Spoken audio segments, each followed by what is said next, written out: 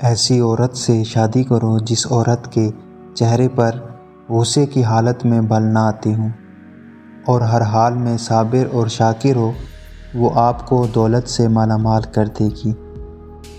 مرد کی 4 چیزیں ایسی ہیں جو عورت کو اپنی طرف ایسے کھینچتی ہے جیسے آگ لکڑی کو۔ نمبر 1 حسن اخلاق، نمبر 2 طاقتور بدن، نمبر 3 بدن پر بال، نمبر 4 سنجیدہ مزاجی۔ عورت میں 5 نشانیاں دیکھ لیں تو سمجھ جائیں وہ نیک اور پر اخلاص ہے۔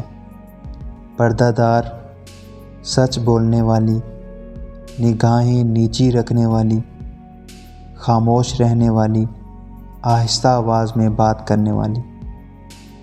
دوستو، عورت کے بارے میں مشہور ہے کہ تم اسے خوبصورت کہو تو وہ خوبصورت ہوتی چلی جائے گی، تم اسے اچھا کہو وہ اچھی ہوتی چلی جائے گی، تم اسے ہمدرد، گھر کا خیال رکھنے والی کہتے جاؤ وہ ویسی بنتی جائے گی۔ صرف ایک مرد عورت کی سب سے بڑی کمزوری ہوتا ہے، جس کے لیے وہ مر مٹنے کو بھی تیار ہوتی ہے۔ اس کے لیے ساری دنیا چھوڑ سکتی ہے، حتیٰ کہ ماں باپ بھی، اور وہ ہے عورت کا من پسند مرد جس سے وہ ایک بار عشق کر لیتی ہے۔ جب کوئی عورت کسی مرد کے ساتھ ہونے کا فیصلہ کر لیتی ہے تو اس دنیا میں ایسی کوئی دیوار نہیں جو اسے روک سکے، ایسا کوئی قلعہ نہیں جسے وہ تباہ نہ کر دے۔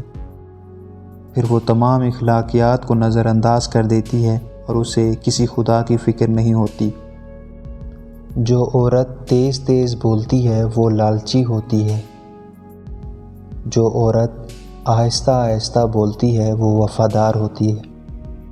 عورت اس مرد کی محبت میں بہت جلد گرفتار جاتی ہے جس مرد کے پاس یہ 3 چیزیں ہوں۔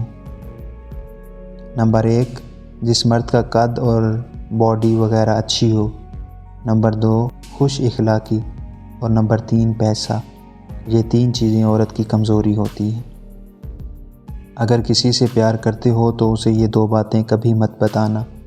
نمبر 1 اسے اپنی کسی کمزوری کے بارے میں نہ بتانا۔ نمبر 2 اسے یہ کبھی مت لگنے دینا کہ اس کے چھوڑ جانے سے تمہاری زندگی ختم ہو جائے گی۔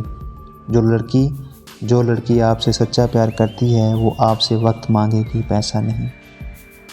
جس عورت کی آواز بھاری ہو اس میں غصہ ہوتا ہے، جس عورت کی آواز پتلی ہو وہ تعریف کی بھوکی ہوتی ہے۔ جو عورت اللہ کی دی ہوئی صورت کو نہیں بگاڑتی وہ اصل میں عورت کہلانے کے لائق ہے۔ خاندانی لوگوں کو تکلیف میں دیا ہوا پانی بھی یاد رہتا ہے اور بدخصلت لوگوں کو دیا ہوا خون بھی بھول جاتا ہے۔